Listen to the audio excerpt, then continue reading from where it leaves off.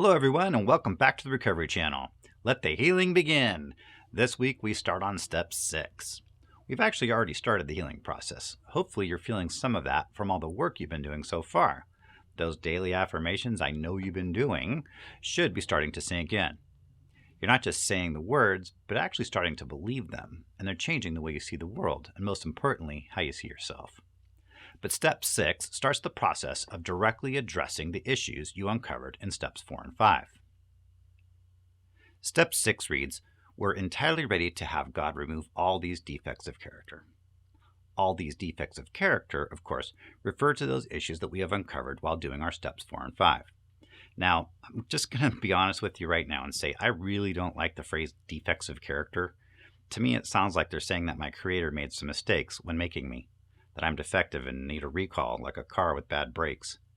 My belief is that God made me exactly as He intended, that I am perfect in His eyes. Now, no one is really perfect, we're human, but whatever defects I have are not because I was poorly made. I may have some misguided beliefs and behaviors that I don't like, but I'm not defective. I prefer to replace defects of character with coping skills I adopted that no longer serve me. I figured out through years of therapy that I have a lot of undesirable character traits today that are a result of what I had to do as a kid to survive. For example, I'm selfish today because I learned early in life that I could not count on anyone to take care of my needs, so I had to fend for myself. A side effect of taking care of myself sometimes means doing so at the expense of others. As a child, it wasn't selfishness, it was survival. But as an adult, with the means to take care of myself, I don't have to do so at the expense of others. That coping skill is no longer serving me well. Another example is my lack of trust. In my world as a kid, it wasn't safe to show emotion. Happiness, sadness, anger, pride, it was all met with shaming by my family. When I looked outside of the family for love and support, I got taken advantage of in a very harmful way. So, I developed a coping mechanism of not letting anyone get close to me, not the real me. Exposing my emotions in a vulnerable way, to me, might as well just open up my chest so you can ram an ice pick through my heart. As an adult, in my romantic relationships, this hard shell around my heart made it impossible for me to fully love, or to fully receive love. The thing I craved most was being kept out. So my addiction took the place of love, to fill that hole in my soul. The things that I'm sharing here took years of therapy to figure out. The coping skills that I'm talking about become like survival instincts. We don't think about them consciously, they just become part of who we are. Without knowing it, we're driven by them and we make decisions based on them. They very well may drive our addiction. There are studies that show developmental damage is done even when we're still babies. If we're not given the right kind of nurturing in those early stages of development, it gets ingrained into our brains that the world is not a safe place. Later on in development, when we start to get a sense of ourselves, the message is that we are not worthy of care, and all kinds of self-esteem issues emerge. So how does all this psychobabble apply to step 6? Oh, hey, angry New Yorker, haven't heard from you in a while.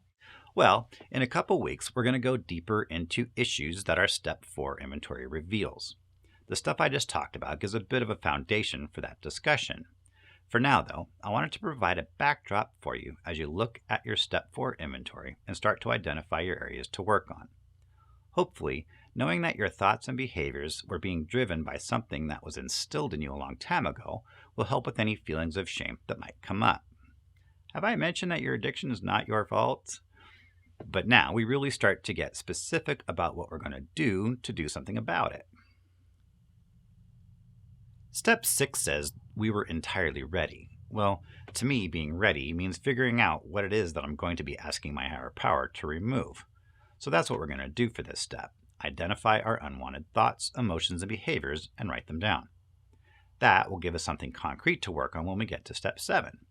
And as we mentioned before, our step 7 isn't going to be about praying to our higher power to remove our defects. We're going to be taking a very active role in that process. In any case, we start by identifying the areas that we want to address.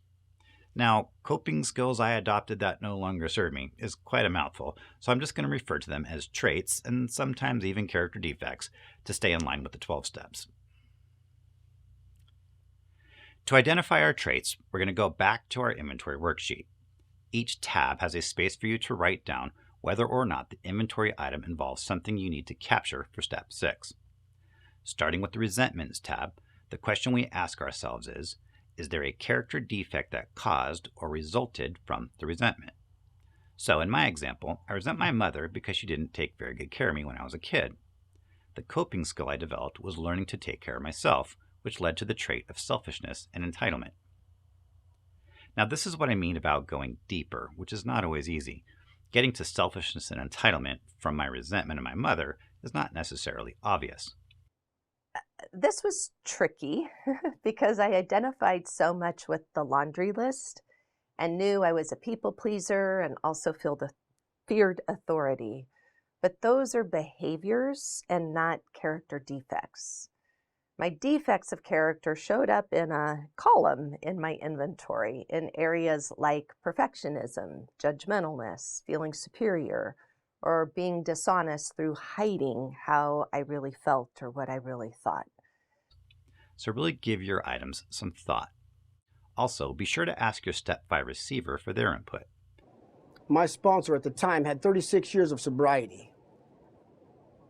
As I was reaching for my higher power, I kind of leaned on him and he pointed out a lot of things, even though I had seen those in my 4-step, going back over it and back over it. We went over it a few times. Once I did the 5th step and got it all out, then we sat down and actually looked at that document and together figured out a lot of areas that we really needed to work on first, second, third, prioritize those things. And I let him do that because he had the experience and I trusted him.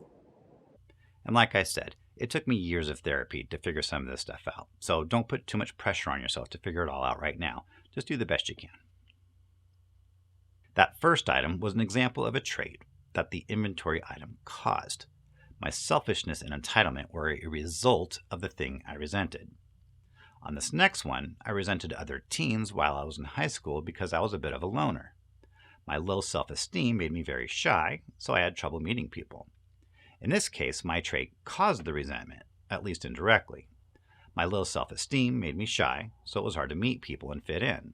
My loneliness caused me to resent other kids because in my mind, they wanted nothing to do with me, they were too stuck up, they were too cool, whatever. So that's an example of my trait being at least part of the cause of my resentment. My low self-esteem, which led to shyness, and my tendency to blame others. The idea here is to capture both the traits that were a result of the inventory item or the trait was the reason that the item came to be. Sometimes they can be both, like in my last example. My low self-esteem caused the isolation from other kids, and the feelings of rejection made my self-esteem even worse. So to sum it up here, my character defects so far are selfishness, entitlement, low self-esteem, and blaming others. You are going to do this for all of the items on the Resentments tab, making notes in the Step 6 column. Okay, so next we're going to skip ahead to the Behaviors tab because it's very similar to the one we just did. On this tab, we're trying to figure out if there is a trait that contributed to the behavior. Now this one is kind of tricky too. My item is, I did a bunch of drugs. What's the defect? Well, I like drugs. They make me feel good. Next item, I stole money from my mom. What's the defect? I like drugs. I stole money to buy drugs because they make me feel good. Early in recovery, and without the help of a therapist, it's hard to dig down and figure out exactly why it is that we run to our drug of choice. We just know it makes us feel better, for a while anyway. So for now, just take a stab at it. Look inside and ask yourself, what am I running from? What hurts so bad that I want to numb the pain? Again, don't worry if nothing comes to you, just do the best you can. We're going to come back to this and do a little more digging in a couple weeks. Also, sometimes addictive behaviors don't necessarily have a deeper cause. Some of us are born with the addiction gene. It's just part of our physical makeup.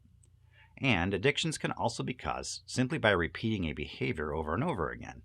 Internet porn is a great example of this. Do it often enough and you might get addicted for no other reason than doing it a lot. You get hooked and now it's very hard to stop. Now, back to the Fears tab. This one is a little different. For Step 6 columns, the questions we ask ourselves are, how realistic is it that this fear is based on facts or that it will become reality? And if the fear is based on facts or were to become reality, will I survive it? The idea on the fears tab is not so much about figuring out our traits as it is questioning the validity of the fear.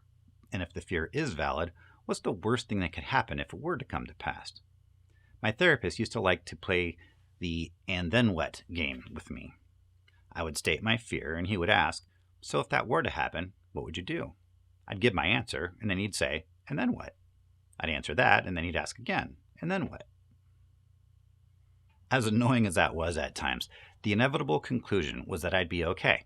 It might be painful, but I would survive. That process had a way of making the fear not so scary.